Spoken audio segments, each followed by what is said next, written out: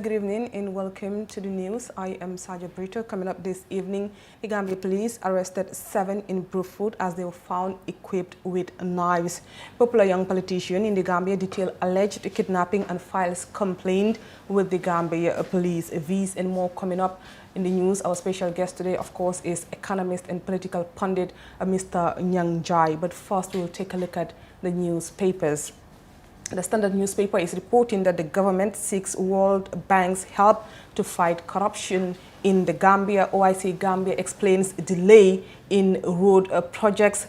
Police investigate Keks Sane's kidnapping complaint, and Gambia conducts first knee replacement surgery. And of course, we have a new presidential candidate. Banki announces a bid for presidency. Let's take a look at some of these stories in detail. The Gambia government has reached out to the World Bank Group soliciting its assistance on how to hold public officials accountable and fight corruption, the bank's country rep Faye Boroface said, speaking in an expansive interview with the Standard newspaper at her residence in Fajaro last week. Faye said the bank will also assist the country through its country partnership framework to strengthen institutions. OIC Gambia explains delay in road projects. The project manager of the OIC Gambia Secretariat has disclosed that construction work on the much expected road projects previously slated for this month has been delayed by difficulties with donor procedures and the coronavirus pandemic. Last November, the CEO of OIC Gambia, Yankuba Diba, told a National Assembly Select Committee on Government Projects during a visit to the targeted roads that construction work will commence in March this year, 2021. But speaking to journalists during a site visit for our prospective contractors for the new urban roads Friday, Ibrahim Koli disclosed that the projects could not commence by the original target date of March 2021 due to the multiple diverse requirements associated with donor-funded projects complicated by the COVID-19 pandemic. The police public relations officer, Superintendent Lamin Joy, has confirmed that Keks Sane, an executive member of DOI, has reported a matter to the police claiming that he was kidnapped by unidentified people. An investigation file has been opened on the matter. That is all I can say about the matter, he told reporters. We will bring you an update about that story later on in the news. Meanwhile, Gambia conducts first knee replacement surgery. Doctors and healthcare workers in the Gambia are celebrating an unprecedented achievement, a successful surgery that replaced a patient's knee. A statement from executive and membership of the Association of Resident Doctors of the Gambia, otherwise GAD, congratulated Dr. Keba Marina, head of surgery department at the Edward Francis Small Teaching Hospital, for successfully performing the first ever knee replacement surgery in the history of the Gambia. Banki Yao Jojo Adeze, the dreadlocked scientist researcher working at the Medical Research Council, also called Banki, has announced he will run for president in December 2021. Banki, who holds a PhD, also said his government will invest $1 billion in sport, in addition to providing free education and the creation of thousands of jobs a year. That's it for the Standard newspaper. Let's take a look at The Point. The Point newspaper is reporting that Jammeh Edu Yang's Sana could be tried for crimes perpetrated by them. The determination to the question referred to the Supreme Court by the High Court of the Gambia on whether or not a former member of the APRC junta can be tried has renewed hopes that Yahya Jammeh, Edward Singate, Sana Sabali and Yankuba Ture could be tried for crimes they committed despite the immunity provisions inserted in the 1997 constitutions. UDP NBR regional chairperson warns Srifo Sonko of the Brikama Area Council. The United Democratic Party regional chairman of North Bank region has warned the Brikama Area Council chairman to refrain from criticizing the party leader as he has already been sacked from the United Democratic Party. Karamonjai made the statement in response to the recent comments made by the chairman of Brikama Area Council, Srifo Sonko, on West Coast Radio. Sonko, in an interview which was reported by The Point, called on the UDP leader Usainu Dabo to resign from the party. That's it for the newspapers. Let's go for a break and we'll be right back. Stay tuned.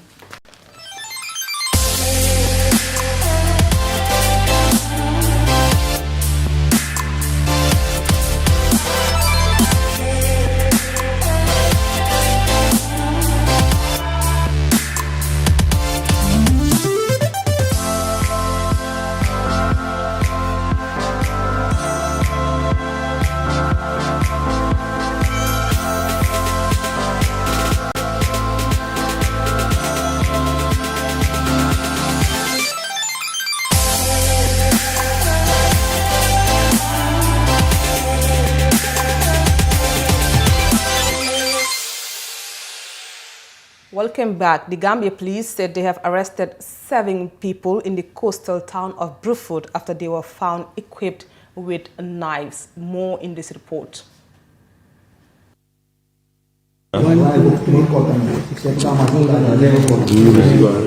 Police said they have arrested 7 people who got themselves equipped with knives and went about disturbing the peace in Brufut. Police arrested the individuals on Saturday. In a statement, they said their arrest came after they were found armed with knives in public, disturbing the peace around the Brufut Health Center. They were also found in possession of suspected cannabis. The suspects have been charged with going armed in public and also idle and disorderly manners. The matter of the suspected cannabis is referred to the Drug Law Enforcement Agency for appropriate action. The public, particularly young people, are urged to direct energy into productive ventures and desist from knife crime. Individuals found wanting of knife crime of any form will be prosecuted accordingly, the statement concluded. Sergio Brito reporting. Well known on social media. For the first time in the Gambia, your favorite GSM operator, Africell, is the first and only GSM operator to launch a brand new technology called the eSIM. The eSIM simply means you can use your phone without a SIM card. Do you have an iPhone 11, any of the iPhone X series, a Google Pixel 3, or any new phone that supports the e-technology? Then walk into any Africell customer care center and activate your eSIM today. With your virtual Africell SIM, you can use more than one number without having a physical SIM card in your phone. Enjoy this brand new technology for the first time in the Gambia, brought to you by Africell. eSIM, your phone without a SIM card. For more information, please call 111. Where Africell goes, nobody dares to follow. Kemeseng Sani, aka Kex, detailed his alleged kidnapping by masked men few days ago. Sani has now filed a complaint with the Gambia police. Let's take a look at this story and we will update you when we return. Well known on social media as a citizens journalist and Doi stalwart, Kex Sani is famous in the political scene, live streaming political events and appearing on media platforms. So, for 3 days with no social media presence and his phones unreachable, friends and family turned to social media asking for help. When the young politician finally showed up, he shared chilling details of what happened. Kex Sani has told the Fatu Network masked men seized him near his house and held him captive for 2 days. Sani's family did not hear from him for days, sparking disquiet among family and friends of the popular man. It was 1 a.m. on Wednesday night. There was an unexpected action at my house when people came and began smashing glasses. We all got up and went to calm everyone, and then the situation was calmed. I was hungry at the time and decided to go to the shop to buy food. The shop by my house was closed and I decided to walk to the Bakau garage. On my way back, I found a car parked near to our compound. A man called me as I wanted to pass the car. He told me, "Sorry bro." He was trying to ask me where he could find pipeline. I wanted to speak to him, and then all of a sudden another man appeared from my bag and pushed me in the car. The door of the car was locked and they drove off. They took me for 2 days and I was with them. They were telling me, "You think you own this country. If you don't stop, that would be the end of you." I asked them what I have done, but they did not tell me anything. They then dumped me at the Bakau cemetery on Friday night with all parts of my body tied. I was unconscious, and it was when I regained consciousness that I realized where I was, and then I started screaming. I struggled to free myself, and that led to me injuring myself because it's a plastic they used to tie me. In the morning, a people came to the cemetery, and there was a woman who saw me and called people who came and untied me. And then I went to the police station to report the matter. Some Gambians and supporters of the young politician quickly took to social media, condemning the alleged kidnapping and called for an urgent investigation into the matter. Whilst there was a show of solidarity, some also had questions on the circumstance surrounding his brief disappearance. Keks Sanneh has made a formal complaint of his alleged kidnapping to the police, the FATU network understands. He made a complaint to police on Saturday, who are now investigating the issue, according to one person familiar with the case.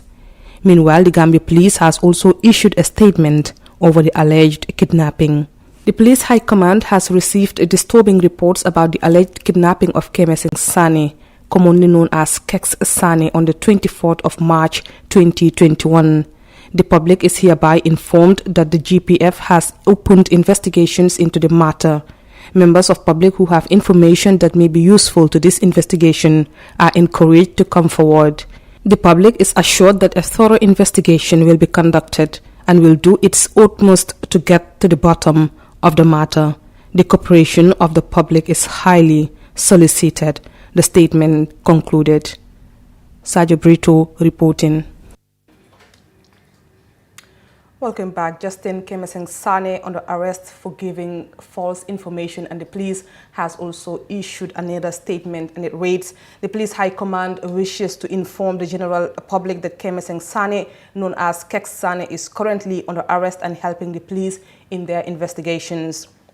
His arrest came following a case report he filed at the Latrikuna German police station on Saturday, March 27, 2021, alleging being kidnapped by unidentified individuals. He claimed to have been dumped at Erinjang Cemetery on the 24th of March 2021, which information he knew to be false and misleading. The Crime Investigations Department opened a swift investigation into the circumstances leading to his alleged kidnapping with a view to prosecute anyone found responsible in accordance with the law. However, investigations revealed that Kemesing Sanneh was never kidnapped or abducted by any individual. It further stated that sufficient evidence gathered showed that he was not kidnapped and placed in a car as alleged, but instead he spent that very night in his house with a marabout from Senegal whose service he has hired. Further investigations revealed that Kemesing Sanneh was involved in a fraudulent marabout scam, details of which are subject of further investigations. The GPF High Command hereby commends the public for the swift response in providing relevant information useful to the investigations. Members of the public are further encouraged to be law-abiding and warned against spreading false and misleading information on crime for any reason. That statement concludes. We'll go for a break and we'll be right back. Stay tuned.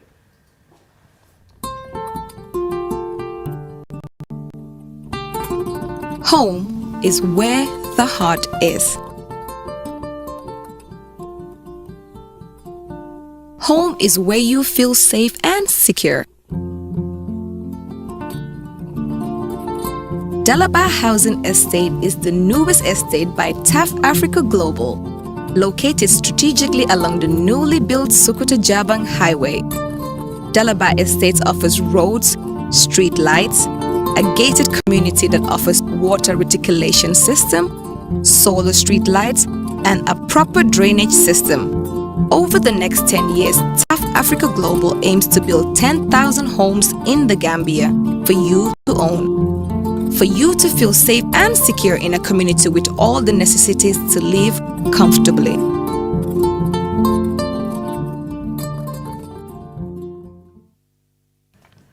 Welcome back, viewers, and now I am joined by our special guest on News Review, the popular Nyang Jai, economist and political pundit. Welcome to the FATU Network News Review, Mr. Njai.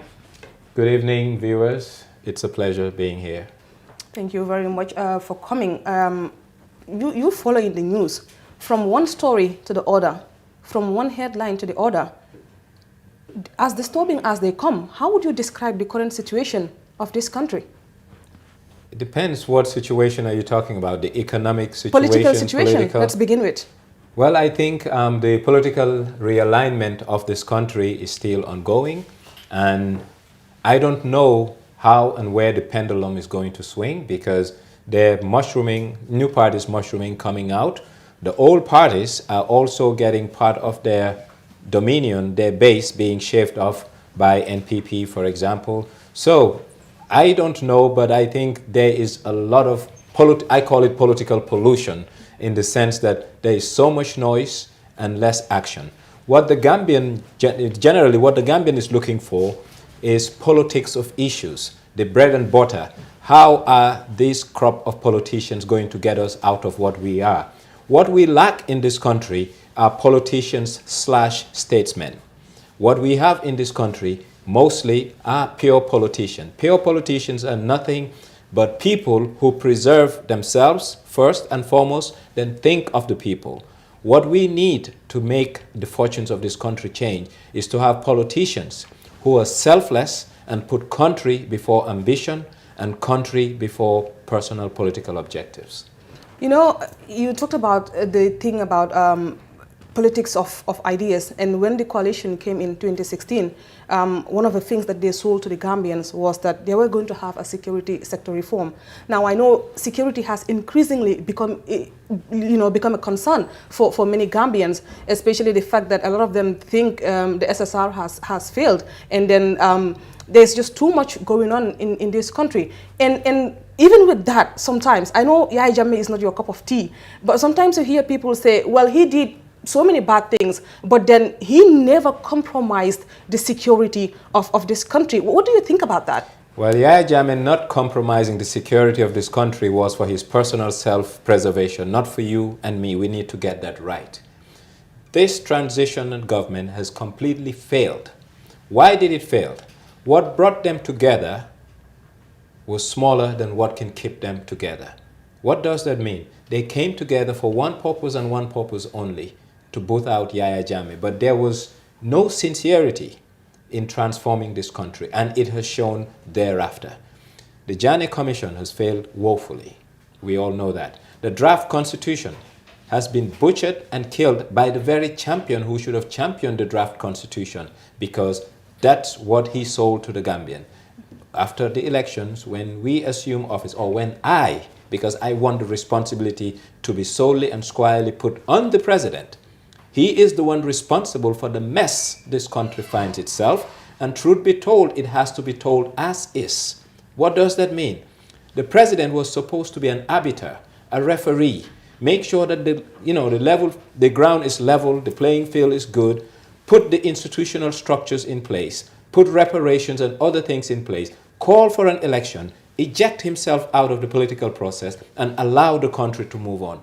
He has hijacked Gambia. He has strangulated Gambia, and he is responsible, and history will not be kind to him, because we had a unique golden opportunity to transform this country through its institution and making sure what happened in the past will never repeat itself. But he looked at his personal ambition over our collective good, and that's why I cannot see him as a statesman.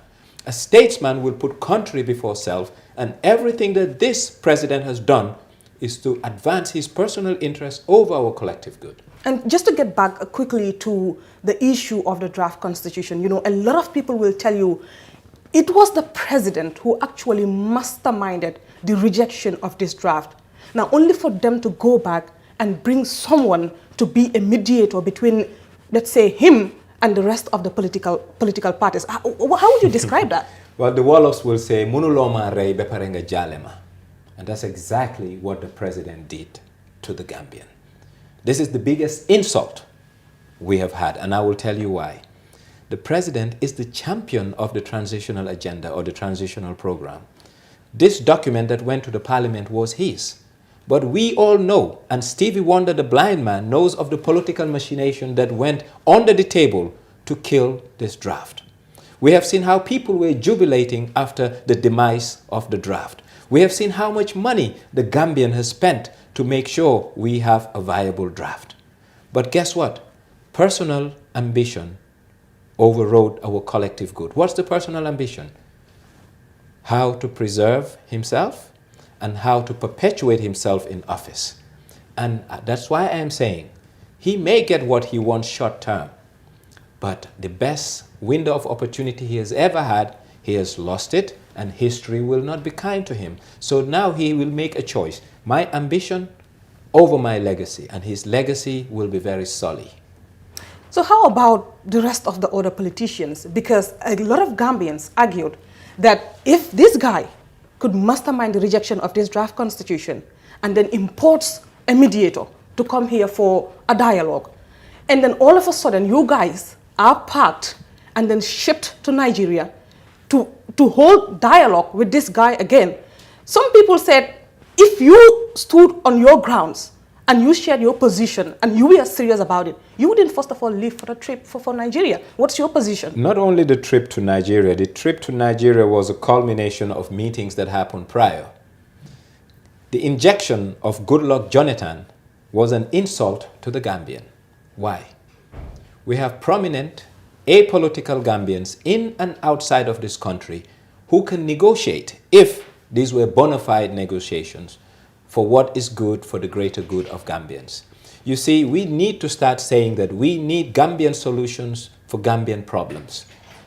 Gone are the days, or gone should be the days, where Gambians will bring outsiders to fix things that outsiders don't know, the social nuances, the political nuances that make up these problems. But I think our politicians need to take a somber reflection of themselves and ask themselves, are we positioning ourselves for relevance? Because two things happen. There were parties that went to Nigeria because it was a plus for them. What does that mean? I am new, no political base, or trying to build a political base. So having a platform like meeting Jonathan boosts my political capital and equity. But some other parties, honestly, they eroded their political capital and equity by allowing themselves or their parties to be put in something that was a collision course. Which parties would be those? Well, there were big parties. I mean, we need not name names, but there were big parties. I mean, if they were strategically positioned, some of the things that happened should not have happened because they are the losers in that dispensation. Why? They are big. The smaller parties, yes, they gain visibility. Plus, it's adding to their political capital. He came, the talks failed. They went over there, the talks failed. He came back again, and then the talks failed. One person, though, who has maintained his position that they can bring back the draft untouched, unedited, not doctored, is the leader of the United Democratic Party. And still, some Gambians are coming at him, saying, you are being selfish because all the other political parties have agreed to this, except you. Do you think Gambians are being fair to him? Because he stood his ground and said, this is my position from the beginning, and it remains that way. I don't know whether Gambians are being fair to him or not, but what I know for a fact, and this is my conviction and belief, that we should be principled. I cannot compromise on principle. The President of the Republic, in a nutshell, has shown Gambian the biggest disregard. What is that disregard? What I want is what I want, and what I want or the highway. So Gambians must also be steadfast to show him that you are nothing but a mere servant of the people. Therefore, it's our way or the highway. For me, that's the matter of principle, and no one should negotiate. I mean, I've heard even some close friends of mine say, look, let's look at the bigger picture. Give him what he wants. He may not even be here the next time. I said, it has nothing to do with the next term. It has everything to do with a servant of the people putting his personal interest over the people who put him in office. And that the president will pay, and he will pay in posterity, because history will judge him and judge him in a way that's very adverse, because he put his personal interest over the collective good, considering the 22 odd years that we went through brutality and all kinds of repression.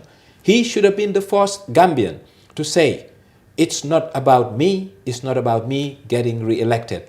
It's about this country making a U-turn for a better, so that a group of Gambians that I consider to be the arrested development generation. These were Gambians who were 18, 19 when Jammeh took off, spent 22 years of their productive life not doing much, will have an opportunity to make something of their tail end in terms of their productive life, and also give Gambia to the next generation of Gambia better than we found after Yaya Jammeh.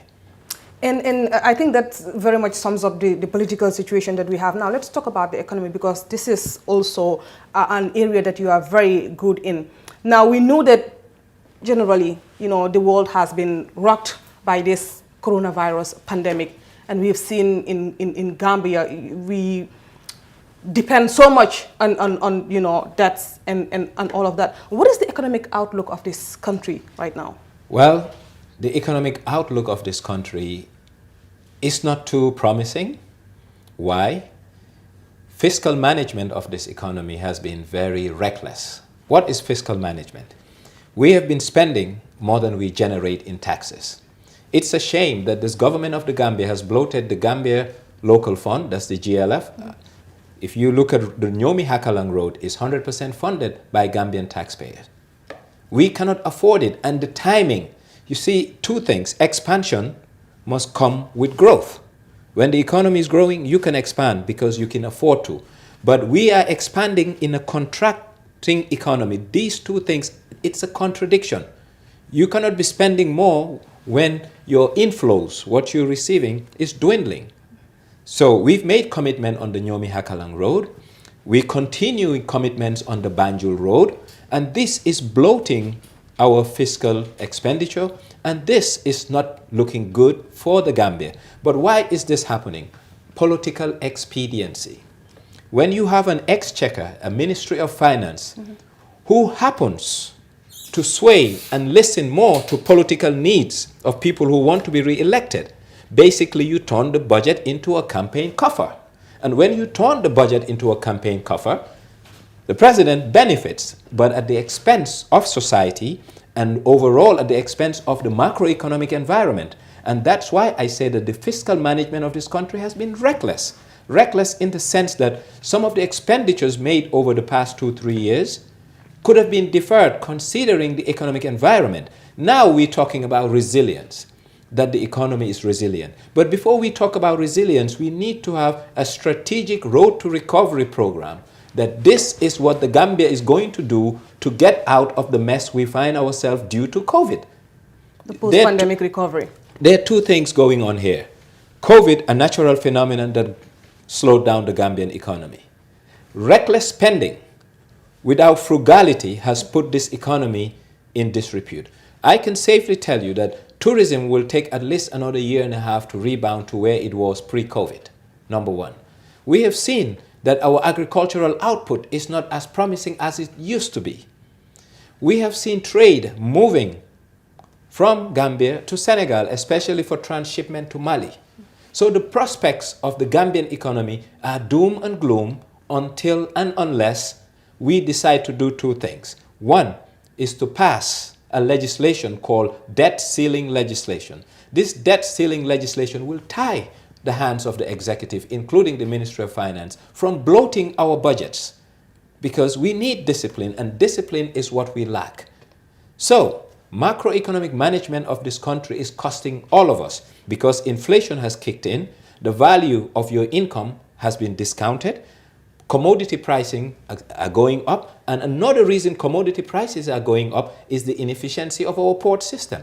Our port system, as is today, vessels come in, the turnaround time for a vessel to discharge and move takes forever.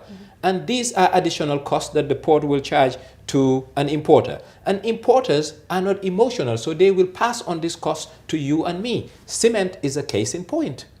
What's been happening, the skyrocketing prices, it's not only about a weak dalasi, but it's the transaction cost of importing and getting the cement out of the port all the way to the end user. All these additional costs will be added on to the end user. And this is what Gambians are facing today. Now let's talk about executive and money. Because besides the fact that a lot of people think the draft budget was ridiculously bloated with unnecessary stuff, one of the things that shocked the entire Gambia was when Parliament, the National Assembly of this country, representing the people, approved a budget for the health officials, the health minister and all of that. What's your response to that? See, I think we, the people, must take responsibility. We voted people in office. Did we vote the right people in office? My answer is no. So the outcome, the end game, is what we are getting. Dismal and lackluster performance at the expense of the tax-paying Gambian. So what do we need to do? Lesson learned. When you spill milk, you cannot pick it. The only thing you can do is clean it. So cleaning it is fixing the problem. Fixing the problem starts with getting representatives who will go there, understand issues, understand development, and understand the aspiration of the Gambians so that what we want, you and I, can be reflected by them through legislation. And that's what we lack, and that's why what we are seeing in this country, we are seeing. From them giving monies to themselves, from them giving monies for health, look at the COVID funds. We don't know yet. We haven't seen a proper report about how COVID funds were spent. Right. And it's disheartening. We can do better, and we deserve better. And you know what? A country with a meager resources must stretch the little monies they have rather than spending it the way it's being spent. And of course, you've said that our agriculture sector is underperforming, but we know that the Gambia government is investing a lot in agriculture. Actually, they spent 3 million Gambian dollars to buy donkeys and and whatnot.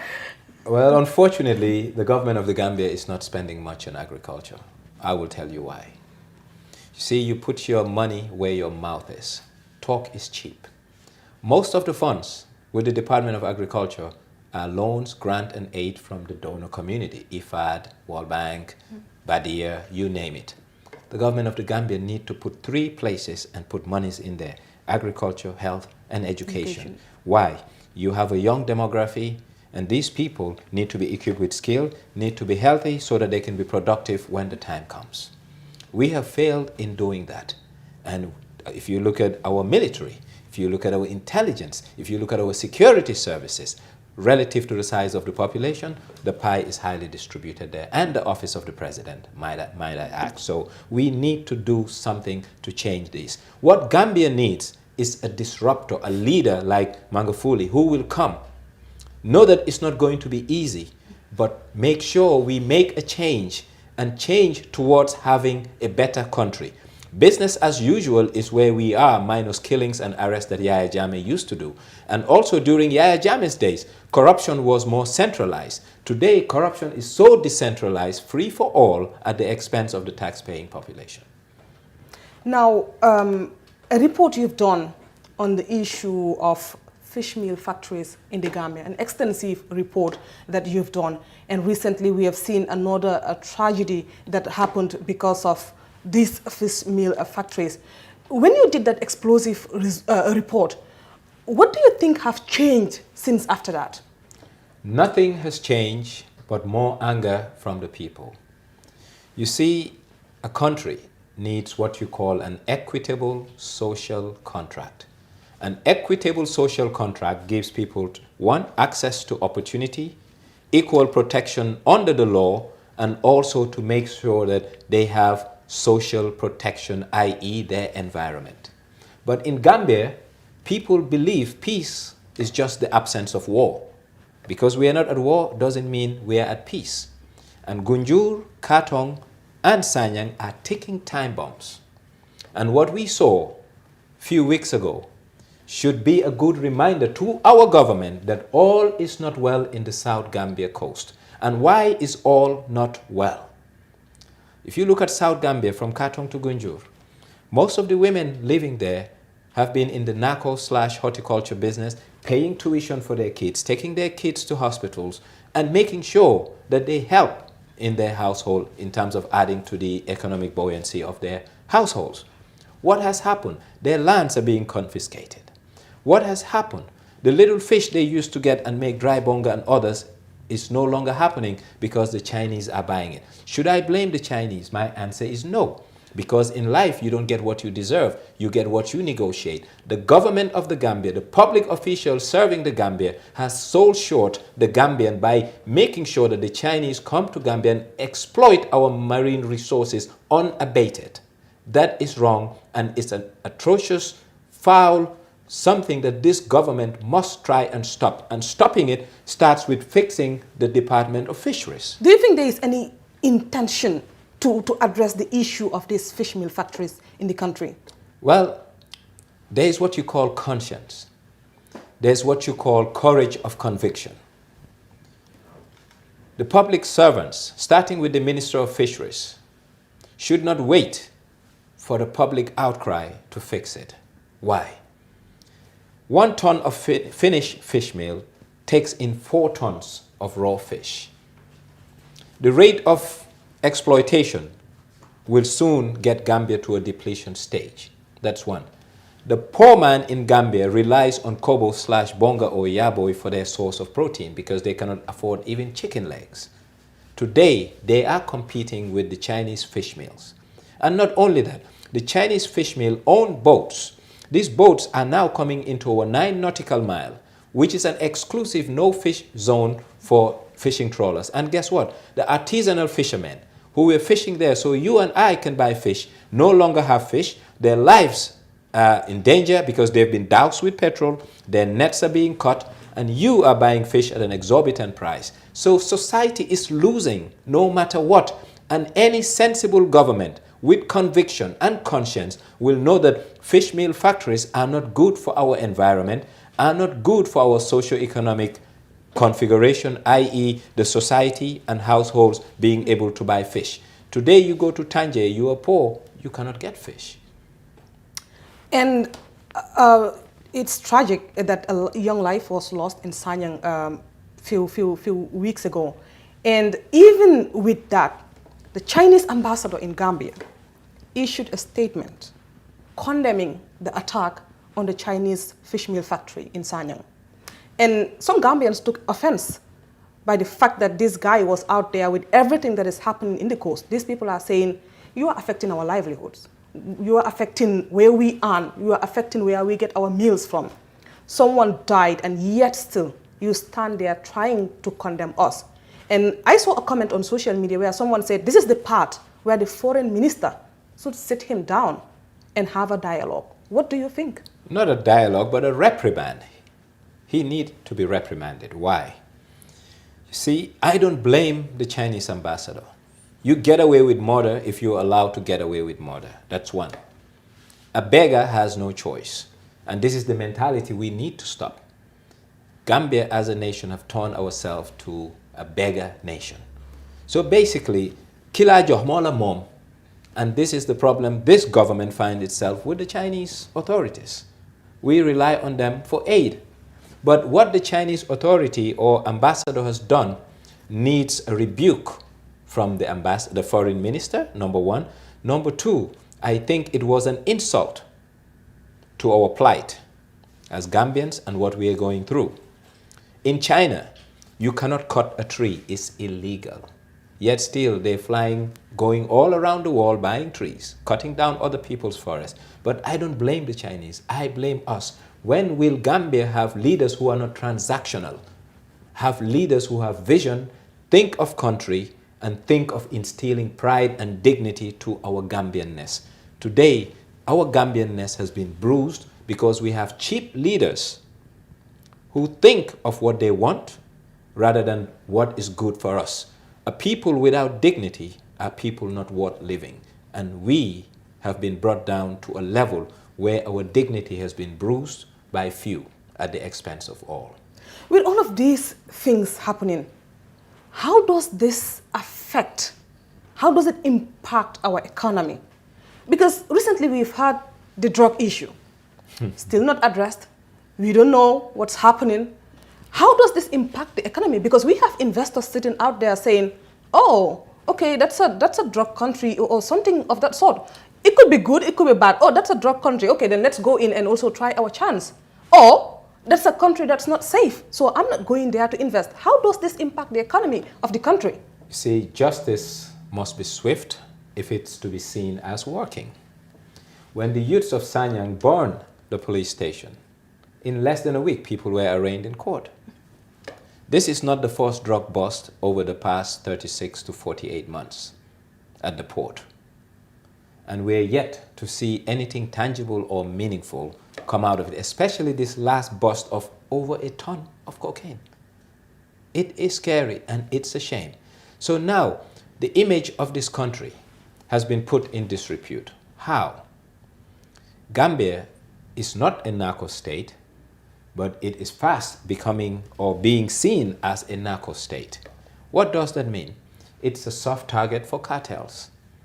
They think they can come here, do business because they will have protection, or people will turn a blind eye and allow them to do what they want to do. And that is not good for our economy because it means you will have social unrest. Because imagine 2-3 cartels wanting to use Gambia, there will be tough wars. Right. People will be fighting for territory. And at the end, when 2 elephants fight, it's the grass that suffers. And that's the average Gambian. That's one. The residual value of the cocaine that stays here will also have an adverse social impact on society. So government must be very mindful to have a zero tolerance on such a thing.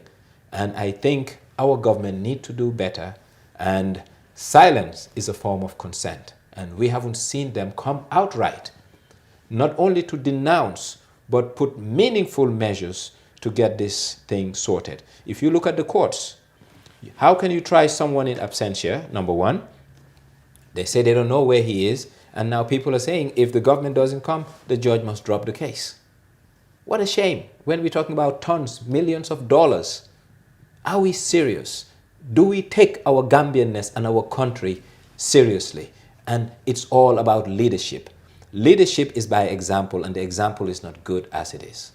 Now let's talk about corruption, a cancer of African nations. And I think Gambia is now tapping into the World Bank to help them fight corruption. What do you make of this headline? Government seeks World Bank's help to fight corruption. Why do we have to seek help from the World Bank Balanga to fight sangu nga corruption? set. Balanga ote sangu.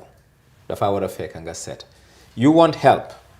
Ask yourself. You see, we have to be introspective. We have to look at self. And let us be honest with each other. This is playing with the gallery. This is good for a headline. But Gambians are not stupid. We know that in Gambia, our procurement rules are so poor. We have seen at the IEC, we have seen the Banjul Road, we have seen the Nyomi Hakalang, and many others, to name a few. What is the problem? The problem is we Gambians, collectively, both the people in the public sector and the private sector, are not ready to change. Why? We need to deconstruct our social construct. Njegi Guru is legalized in the Gambian mindset. Njegi attire is legalized in the Gambian mindset to the point any checkpoint you stop, the police officer will ask.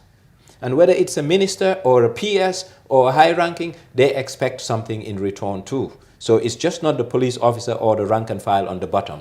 The fish rots from the top. And we need to accept that if we want to change this country. We don't need the World Bank to help us fight corruption. We need serious attempts with our leadership to say we have zero tolerance, starting with ourselves. You have to self-regulate before you call a regulator to regulate you, and that's what is lacking in our country. Perhaps a case that I think Gambians have quickly forgotten is the Dr. Banja case at the Ministry of Fisheries and Water Resources. Yeah. It has gone dead. Nobody has heard anything from that. Investigations were being done by the police, and the last update they gave, and that was it. What did you expect government to do with that kind of situation? That is just one out of many. Since I've known myself, I'm yet to see this government try someone for corruption, even though even the blind people in this country know that corruption is rife and it's a way of life. But the government is not serious about it, because when you're serious about it, you make examples. But why and how is it not possible for government to make examples? Because he who is without sin must cast the first stone. So you cannot punish him when you yourself may be a culprit. So therefore, we need leaders who are busters, and they're going to come and disrupt this corruption culture that we have in this country. And now, out of nowhere, it came out and said, oh, someone took 15 million from us. Just like that. What's your analysis of this, and what are the possibilities? Well, there's two sides to a story. NAWEC, as a depositor into any bank in the country, have the right to put monies in there. Now is the responsibility and duty of care of the bank to have safe systems and security measures to make sure that those accounts that are with their banks having deposits of corporates and private individuals are safe. So if the monies have been gotten not on NAWEC's permission, but through using the vulnerabilities of the bank financial system, then the responsibility falls with the bank.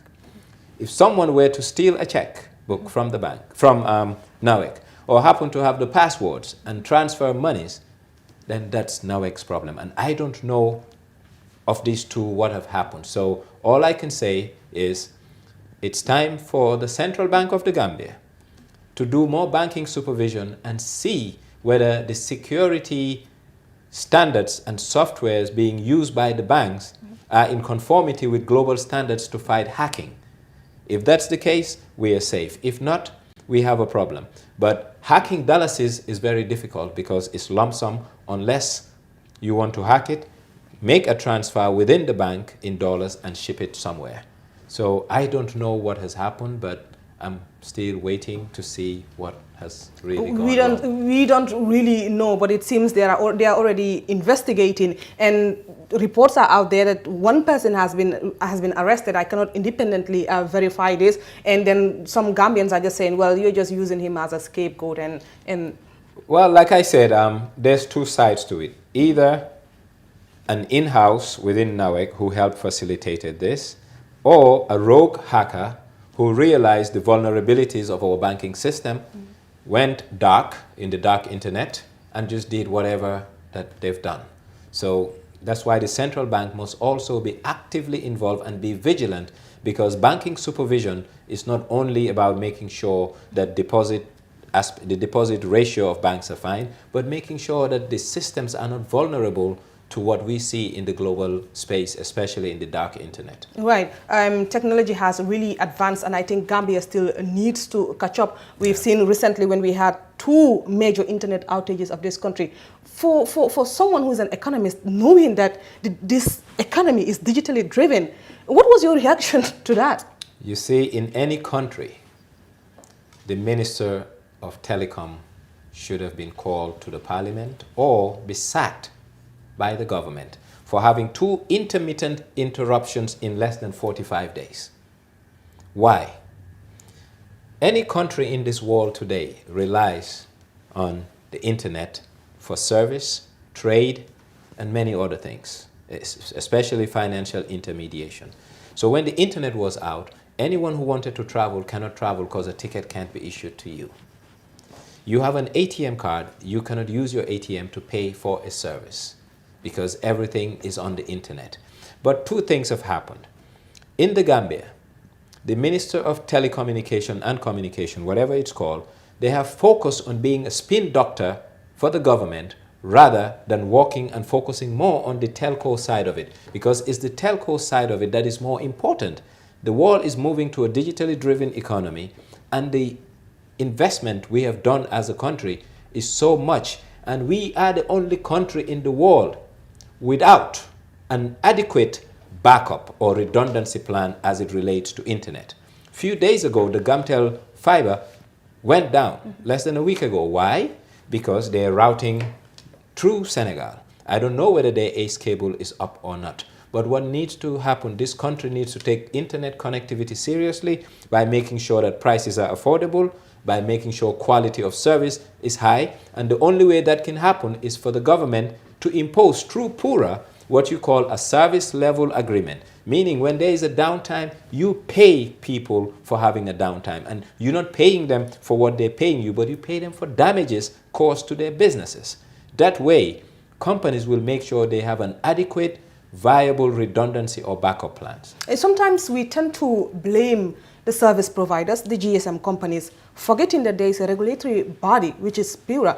What do you make of PURA's responsibility? Because a lot of Gambians say that they are regulating everything, but the GSM companies and the things they are supposed to regulate. We've seen recently when they came out to say, okay, we are going to keep an eye on radio stations. When you use language that you're not supposed to use, we are going to, apply some measures on you. What do you think of them as a regulatory body? You see, regulation is good, but it has a scope. PURA has transformed itself into a supra-regulatory agency. Gas, they're involved. Petroleum filling stations, petrol stations, they're involved.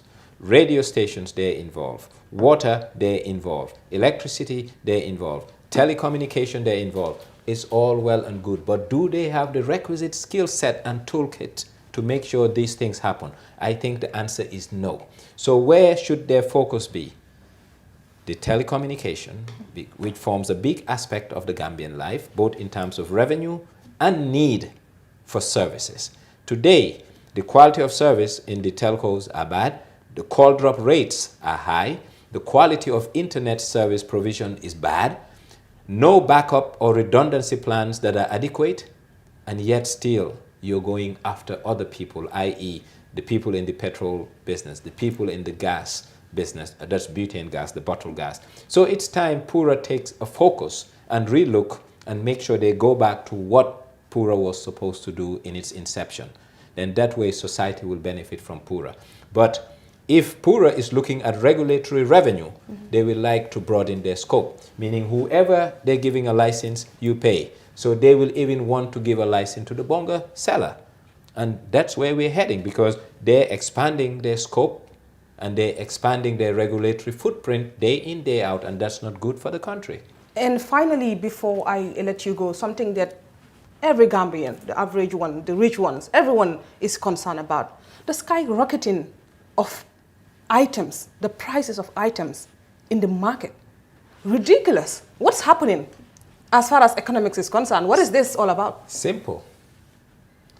When you have an inefficient market, the outcome is you don't have price stability. When you don't have price stability, you have prices moving up. So two things have happened here, and we need to understand it. One, our currency. If we don't work, our currency is going to be weak. What I mean if we don't work, if we don't produce to sell outside, vis-a-vis the dollar or pound, we're going to have a weak currency. If you have a weak currency, you need more of your currency to buy one of something. Right. You look at the dollar, where it is today and where it was 14, 15 years ago. It's not the same.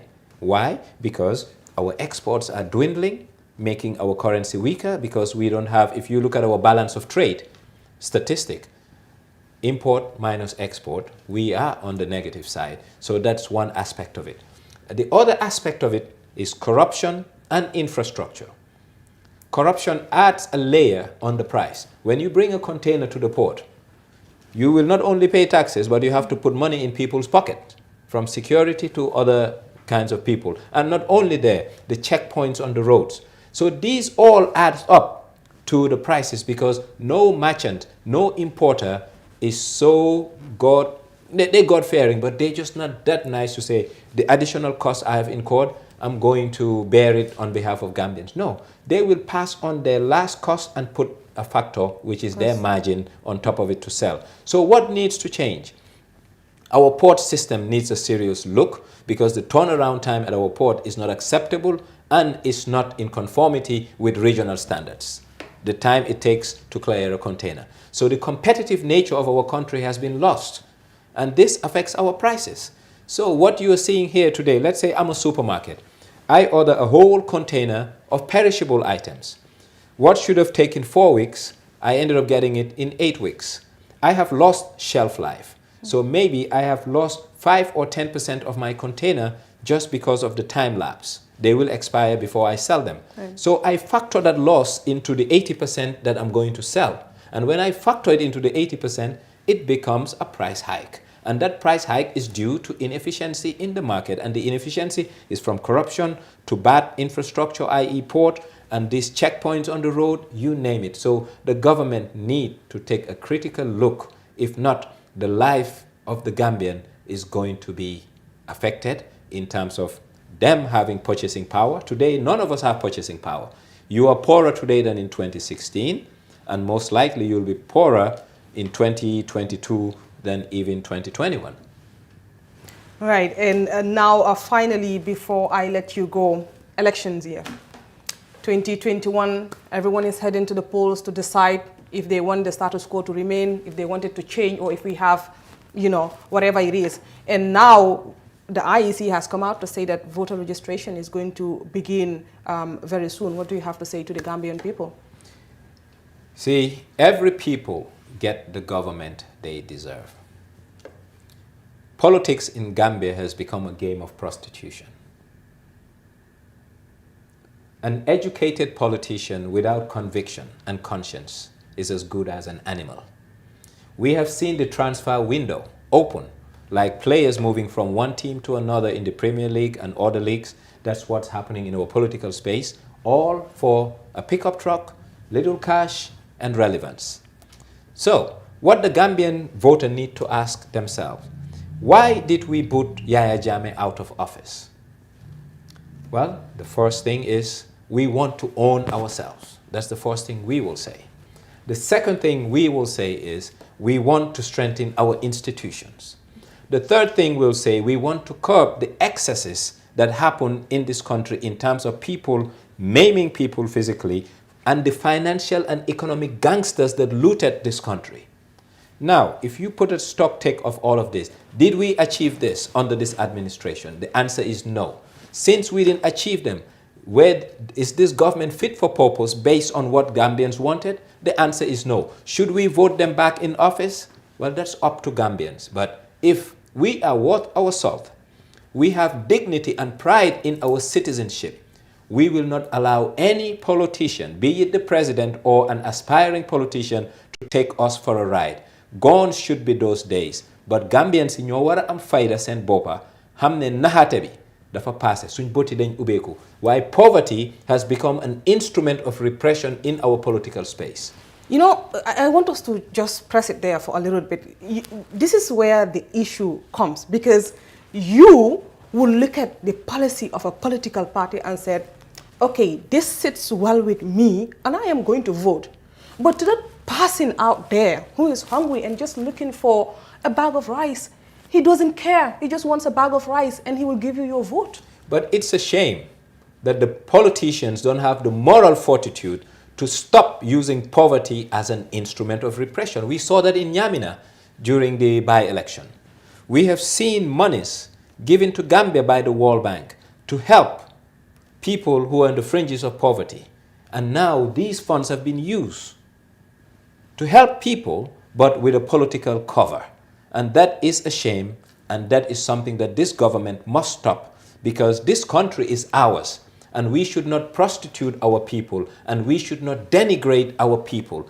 These citizens find themselves to be unfortunate to be on the bottom totem pole of this country, but they should be made dignified people, and they deserve a dignified livelihood. And politics should not be repressive. When I say repressive, you should not induce people. A politician, worth his or her salt, must do something to uplift the lives of the people. And Joe Biden said one thing: do not get into public service to better yourself. You should get into public service to better your community and your country at large. Therefore, that means politicians must be selfless. But the crop of politicians we are seeing are selfish people who put self before the collective good. Thank you very much, Mr. Njai, for coming through to the FATU Network News Review. That was a very interesting discussion. Thank you very much for coming. Always a pleasure. Thank you. Thank you very much. We'll go for a break and we'll be right back. Stay tuned.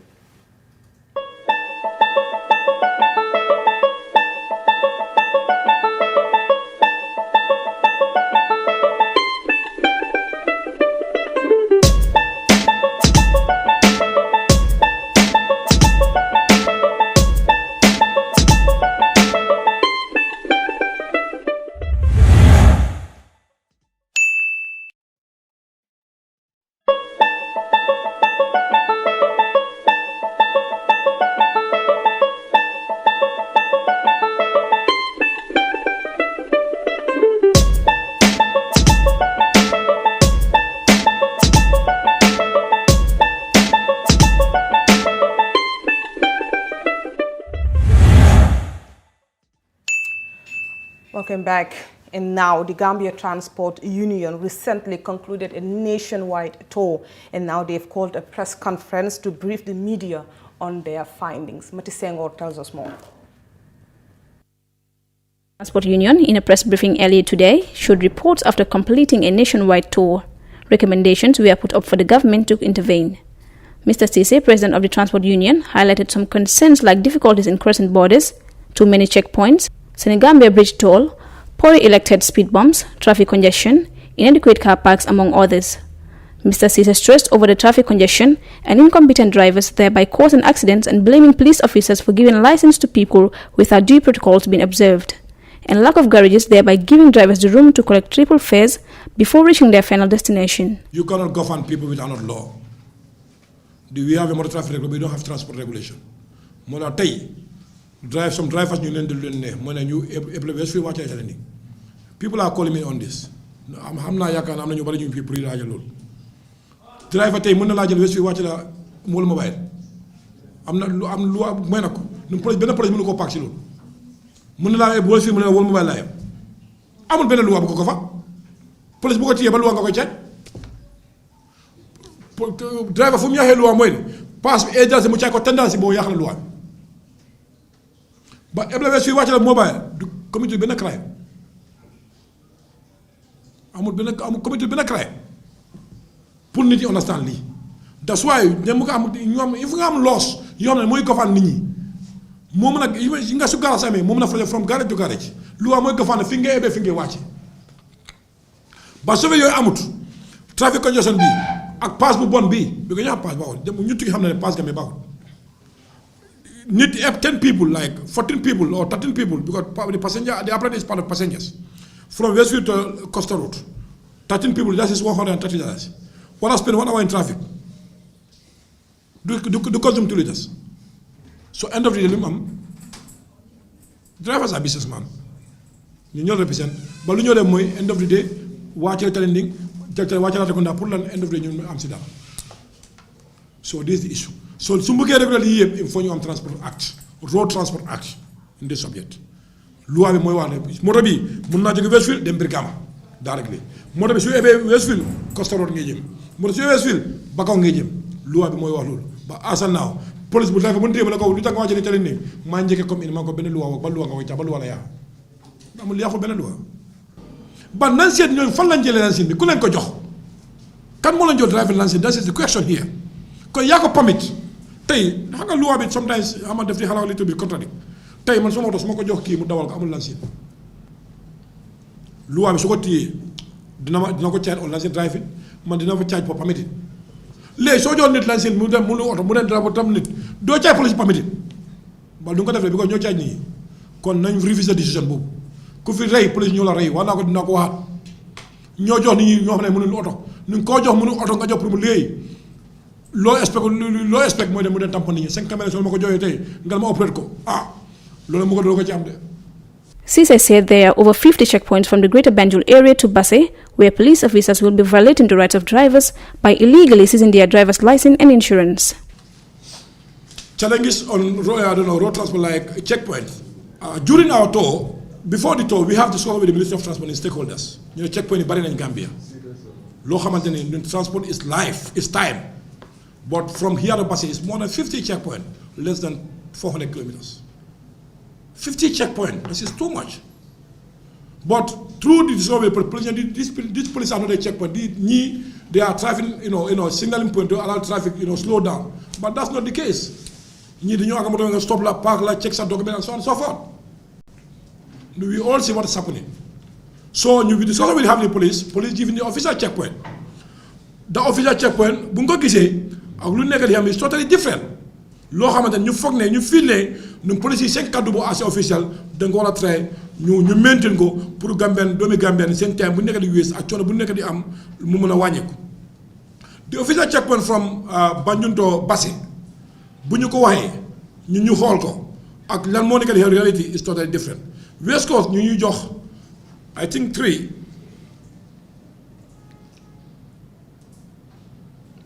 West Coast ñu ñuy jox 3 that is Brikama Borso PIU, Mandinaba, Faraba Sudu PIU, Som, and Block. lii la ñu jox West Coast lii mooy official checkpoints ba léegi est-ce que ñun ñu dëkk West Coast loolu moo fa nekk we say no. LRR ñu jox ñu Kayaaf PIU at night Kuinala PIU at night Pagaleba Bridge PIU Soma GD speed limit and immigration Pagalending GD speed limit lii mooy fa nekk est-ce que lii moo nekk LRR we say no. Go to North Bank Essew Kuntaya Kerwaare ñetti lekk la faj ko ba lu fa nekk is more than 10 or 20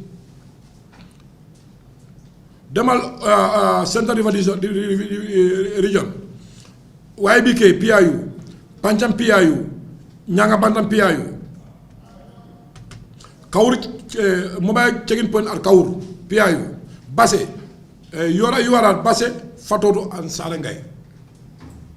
I think this is a few very many little number but tey demal si ground bi ñun ñëpp dañoo dugg si moto nan la gis lan moo nekk di xew si situation but through that discussion police yi wax nañu still di mën nañu am snap